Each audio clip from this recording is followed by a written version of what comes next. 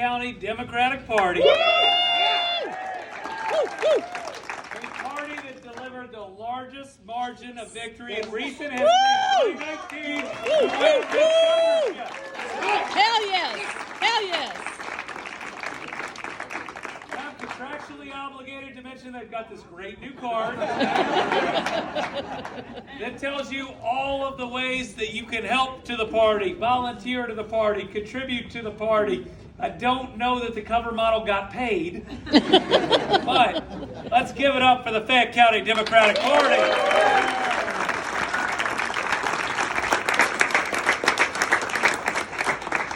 Before I start, I want to say a few things about the people you've heard tonight. How great is it after the last administration to have a public school educator as your lieutenant governor?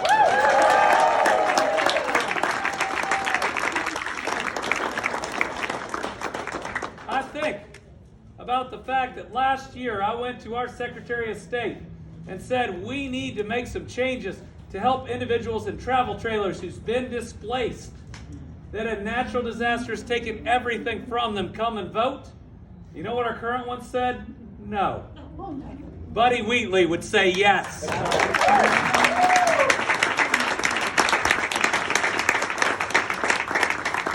can't tell you what it's been like to have a state treasurer that's tried to stop you at every turn, including saying you can't spend $52 million in the West or $13 million in the East that you raised from private donations to try to rebuild those areas. I know that Michael Bowman will always stand with us for what's right. That's right.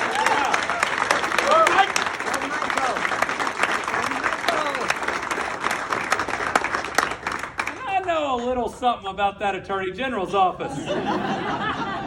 I know that when you have the right Attorney General, you can arrest a record number of child predators. You can sue more opioid companies than any other AG, no matter who takes credit afterwards. That you can get out there and start a group that protects seniors from scams more than anybody else. That you can file suit to lower insulin costs, something that's happened. Or you can just chase whatever the political issues of the day are, wasting your time in office. I can't wait to see what my friend, a veteran, Colonel Pamela Stevenson does as Attorney General.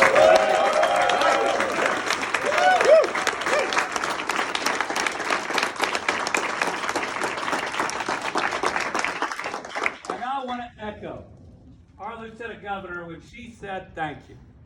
Thank you because everything you did in 2019 mattered, everything.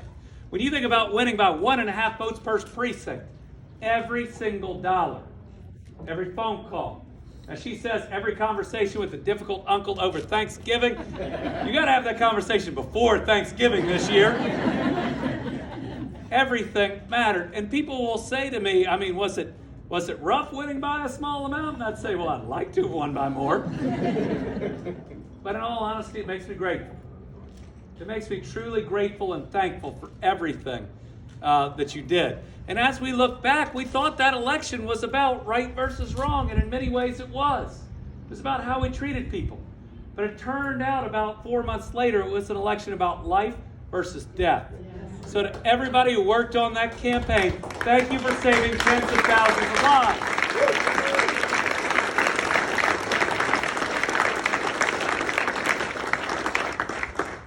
Now I will say, since I've become governor, the question that I get the most is, Andy, because I like being a governor known as Andy. They'll say, Andy, did you have any idea what you were getting into? And I always say the same thing. No, did you? It's okay to admit what we've been through has been hard. In many ways, it's been historically hard. We've lived through a pandemic that's taken 18,000 Kentucky lives. We've lived through tornadoes that took a record 81 Kentucky lives. We've lived through flooding that took 45 Kentucky lives and has left thousands without the things that they had worked decades to earn. We went through a polar plunge. Who knew it could get negative 45-degree wind chill in Kentucky right before Christmas? We thought we'd have to have planned blackouts on Christmas Eve, and everybody said, you better tell me the time because I'm cooking for the next day. We're living through inflation that, while cooling is still difficult, we even lived through that last weather storm where it was thunderstorms plus tornadoes with a windstorm coming behind us. And it's hard for me to process that we're living through a war in Europe, something I thought I'd only read about in textbooks, and I never thought I'd learn through Twitter, of all things, that apparently I've been banned by Russia.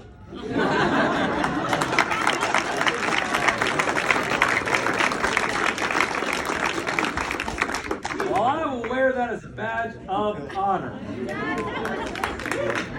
We know what happens when you don't stand up to a dictator.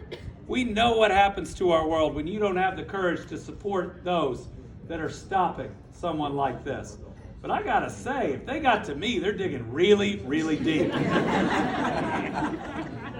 But you know, even after dealing with that, and personally, even after the events of last week where I lost one of my closest friends to one of the most senseless acts of violence imaginable, I'm gonna tell you, my faith might have been shaken, but it is not broken.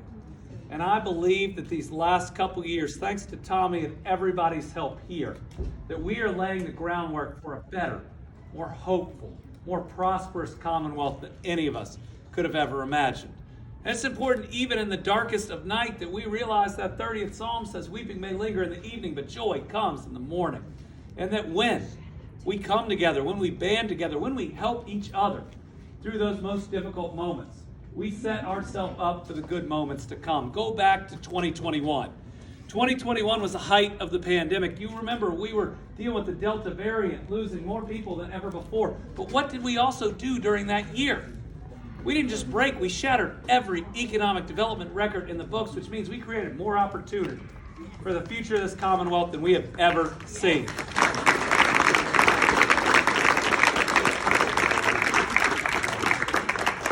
Give you some numbers on that, because we went into that year averaging about $5 billion in new private sector investment a year. You realize in 2021 we brought in 11.2 new billions of dollars in private sector investment in Kentucky. And we love that because it comes with jobs. You know, we think about jobs as a number. They're not. They bring dignity to an individual. They bring security to a family. And when they're a good job, they bring opportunity to that next generation. So we went into 2021 averaging about 9,000 new Kentucky jobs a year. We brought in a record 18,000 game changers for individuals and families that year. And let me tell you, we haven't slowed down. Because while 2021 was our best year for economic development, 2022 was our second best. $10.5 billion in new investment, 16,500 new jobs. What it means is that we are in the midst right now of creating more opportunity in the future where we can be the generations that change everything for those that come after us. We have a chance to be the group that turns the brain drain into a brain gain. Where we stop losing our talented young people to other states, and other states' talented young people start moving here. That's going to happen because in the last couple of years, Coleman, our chairman of the Democratic Party, together, we have become the electric vehicle battery production capital of the United States of America, right here in Kentucky.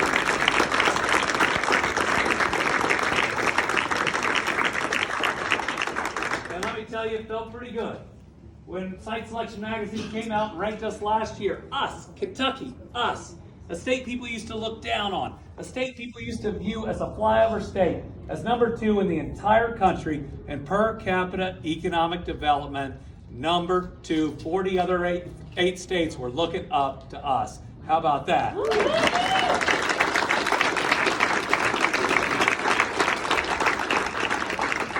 And if you delve further into those numbers, folks, we're doing it the right way. We weren't just number 1 in our region. We were number 3 in what they called micropolitan economic development, which means we're creating more rural jobs than just about any other state. Let me give you one example. That tornado hit some places really hard.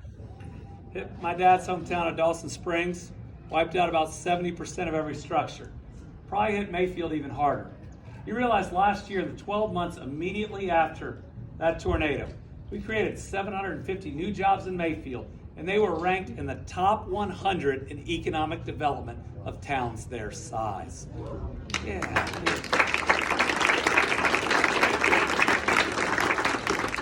It means that town isn't just going to survive, it's going to thrive. And when we announce Descend Elements, the largest investment in the history of Western Kentucky, a $1 billion facility that's going to recycle the lithium in our phone batteries and our tablet batteries and put them into automotive batteries so we don't have to rely on China for 1 ounce of lithium. That $1 billion facility is 26 miles from Dawson Springs, my dad's hometown. It's going to thrive as well. And, we didn't slow down in 2022 either. We're already $1.7 billion into this year, $1 billion into that Hopkinsville area, meaning maybe I'm overdoing it for Dawson Springs.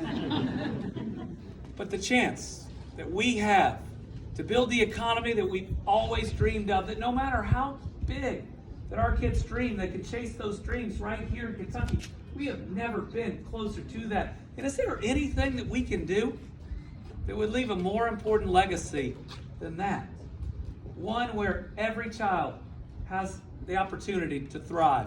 Now, there are a lot of people out there talking about something being a crisis or a challenge that's possibly one of the best opportunities we've ever seen. We are creating so many jobs right now that we have a job for every person who wants it. Think about that. When you have a job for every person who wants it, we have the best chance to address generational poverty that we have ever seen. If we can do this right, provide the education, provide the training, get people healthy, we can change some long-standing systemic issues that we have faced for far too long. Think about if we can get this historic moment right. Think about if parts of our state that are too often left out are included, what we can do. Think about what we can do if parts of every city, including this city, are included, what we can do. Think about if every group of people, including people who are too often left out, are included, what we can do. Can you imagine if this amazing economic moment we get right historically, and maybe the next one, and the next one, where our Commonwealth will be, everybody will want to be a part of what we've got going on right here in Kentucky.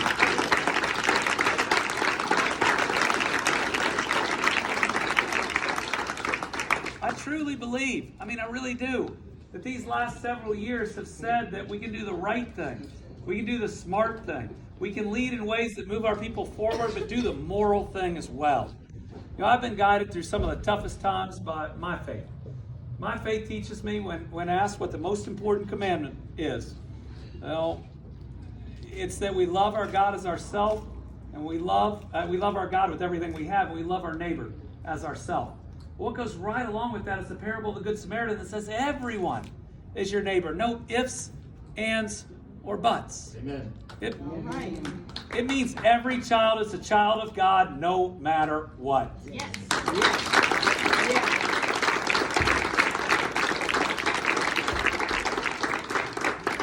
And it means we should see and accept and love everyone for who they are. That's right. All right.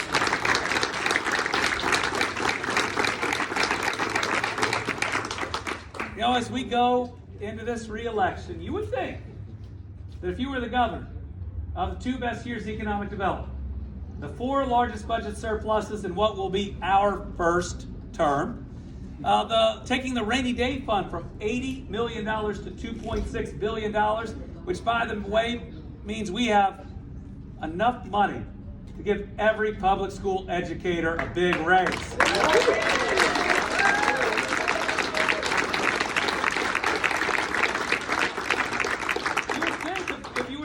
That had the lowest annual unemployment rate, the lowest monthly unemployment rate 4 separate times, including this last month, that maybe this wouldn't be a tough campaign. It's gonna be.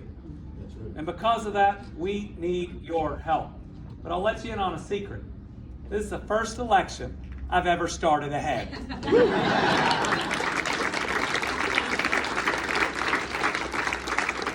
to keep it that way. Yes, ma'am. But there are 2 thoughts that I'd leave you with that I thought during COVID. And one, I think I was right, and one, I think I was wrong. The one I think I was right is people ask me, Andy, how are you going to do this? You're going to have to make a lot of decisions that might cost you your re-election. And I look at them and I'd say, easy. This is about life versus death. I'm going to make the decisions that save the most lives, and if they run me out of town, so be it. I care more about the judgment of my maker than I do about comments on Facebook. Don't read comments on Facebook. Definitely don't go and now read the comments on my Facebook. But see, don't read them. But the other thing that I said, and folks, I think I was wrong, and Brittany Beshear said, I'm gonna take a note. Was I said I thought the most important thing I'd ever be called to do was to lead this state through a pandemic. I no longer believe that's true. Because, Lamine, I believe we are sitting at the greatest moment of potential that we've ever seen. A moment to not only leapfrog 10 other states' economies, but to be a top 10 state economy. A chance, if we put our arms around everyone, to truly give everyone a shot at real prosperity. I believe we are living at a moment right now where we can make Kentucky everything we ever dreamed of and leave no one out, include every single person. And that's, I think, perhaps the highest calling that you can be called for, to make that better world for your kids and everyone else's. So we need your help.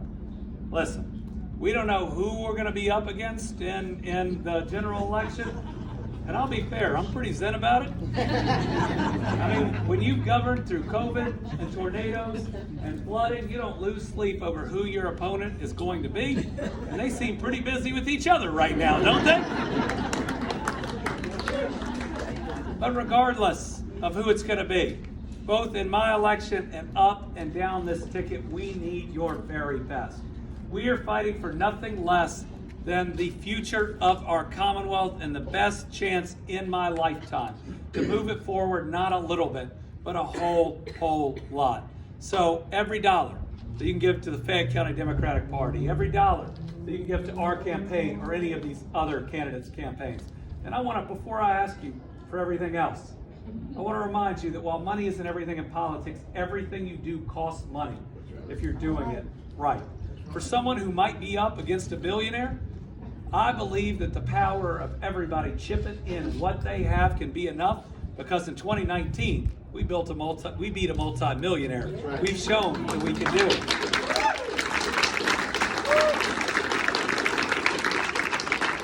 And after that, you thought we ran a big field campaign last time for the entire ticket.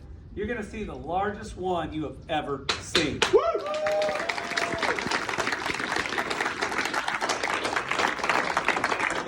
We're going to have, thanks to Sebastian's work, more paid employees, more volunteers, more technology, more everything that it takes to win. And together, we're not only going to win this campaign, what we're fighting for is to build that Commonwealth that our kids and our grandkids, including them, absolutely deserve. Thank you all very much.